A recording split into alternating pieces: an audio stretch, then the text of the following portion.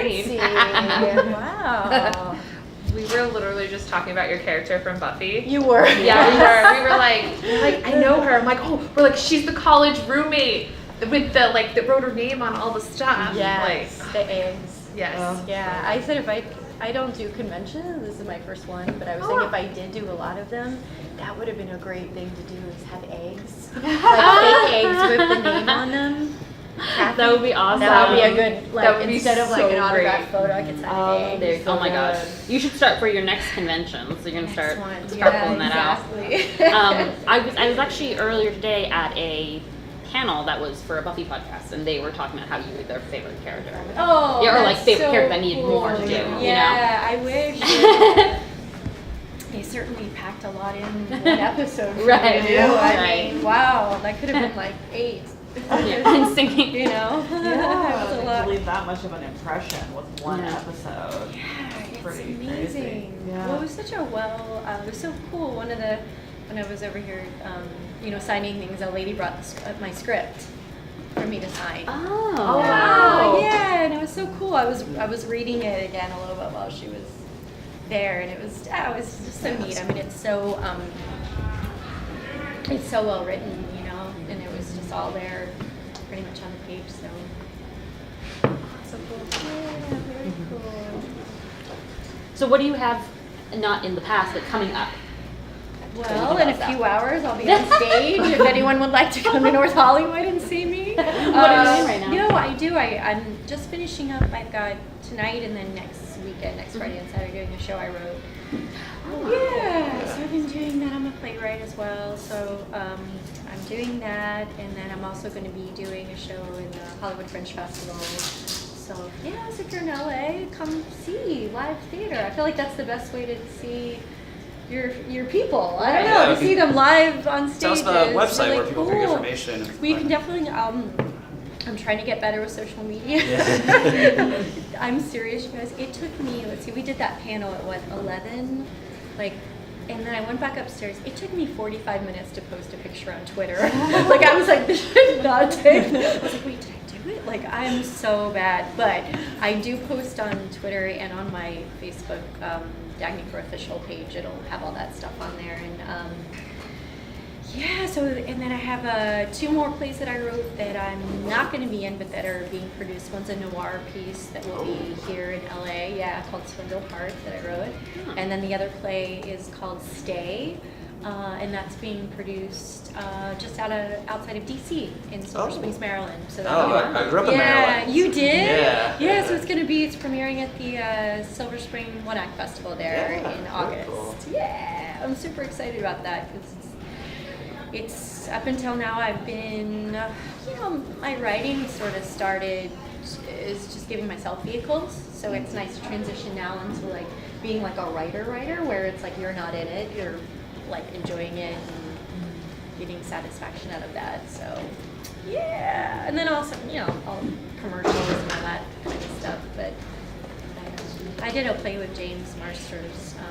a couple of years ago, and that was really fun. To have all this. David Fury, his wife wrote it, and David produced it. It's just really fun to get all those. People came from Australia, Germany. Yeah. So. And what else do you have? Upcoming projects you like to plug or anything? Make sure you get in. Well, I'm not really acting. Yeah. I haven't done that in quite a long time. So now I'm sort of a life coach with a spiritual bent. Nice. I actually just wrote my first book. Hold on. Yeah, get it Yeah, out. girl, get that book. My first book was published just at the end of last year. Counterfeit Comforts. Nice. Yeah, tell us about it. So it's about just helping people really find their purpose. Recognizing that we are all unique and there are gifts inside of each one of us, and really helping people tap into what that is so that they can get it out. And also just helping people get free from things that are keeping them stuck in life. Addictions and torment and just different things that are blocking people especially from, this day and age. Oh yeah, it's extreme. It's extreme. So yeah, it's counterfeit comforts. It's those things we go to for comfort that aren't really meant to comfort us, and then they can turn into addictions. You know, food is great, it's a gift, but it's not meant to comfort you when you're dealing with issues. And if you keep using food to deal with issues, then you have food issues and alcohol and shopping and relationships and all of those kinds of things. So this is about helping people get free from those and actually looking a little bit what the deeper issue is, because a lot of us when we're struggling with things, say food is an issue or alcohol is an issue, we're trying to stop doing the issue, you know, trying to diet or cut out food groups or trying to willpower ourselves to stop the behavior, but the behavior is really just a reflection of a deeper issue.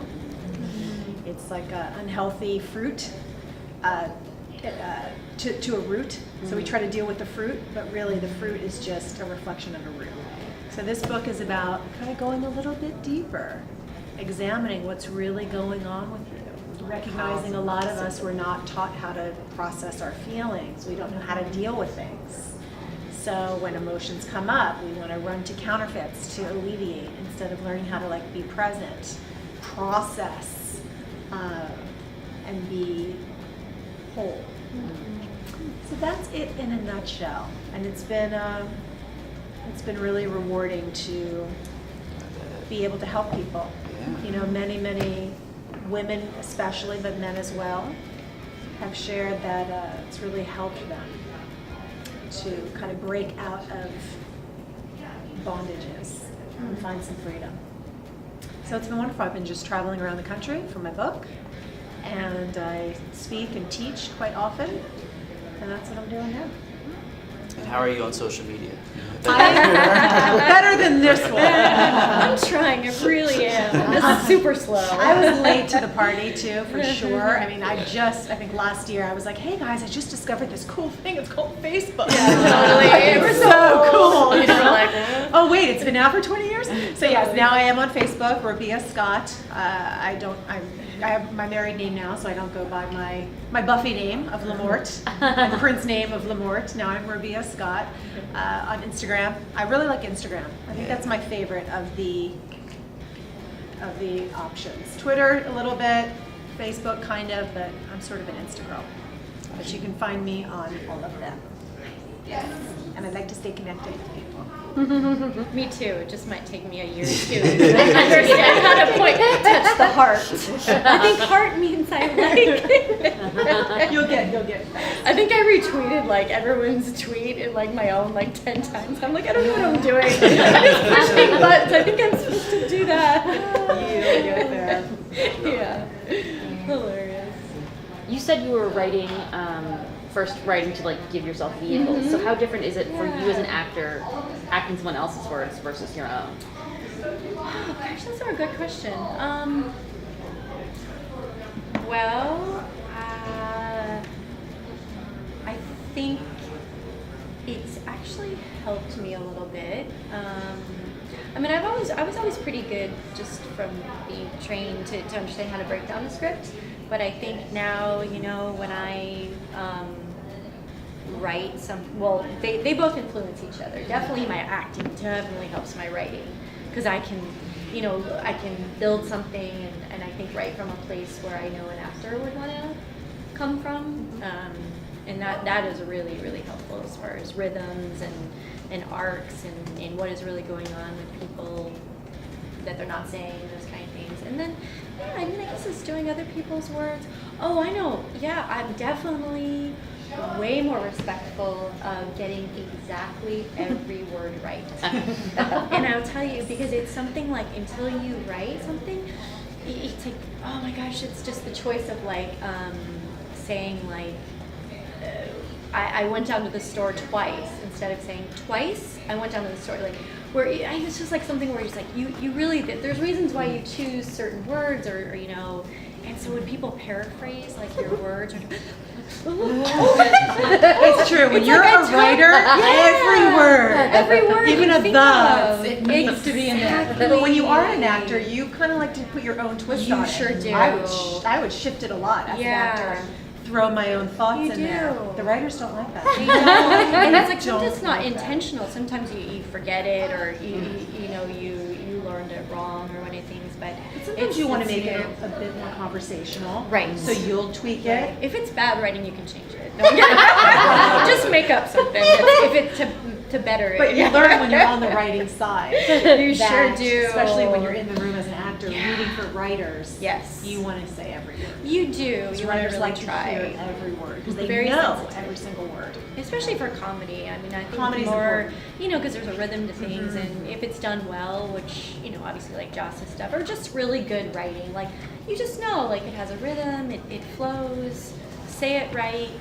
I mean, it's funny, you get asked to improvise so much these days, and I don't know, I just think it's so lazy. I mean, it's like, I don't know, I mean, I respect being able to improvise, and I respect great improvisers, but I also just respect someone that can really write a great line or a great story. I just think that is such an art form, and so is improv, but I don't know, I just think it's like if you can take someone's words and make them seem like they're coming from you and they're believable and people think you're almost making it up, that's really the art of acting, right? Where be like, wow, I thought you guys were making those up. No, those were no. I feel like you can We were just improv in like good. season 5 of a show when like everyone knows Yeah, their characters, right? But like if you're like in exactly. a movie or the first time, it's like you didn't create the character, you don't know what's going on. Yeah. So like what are you? Write a script.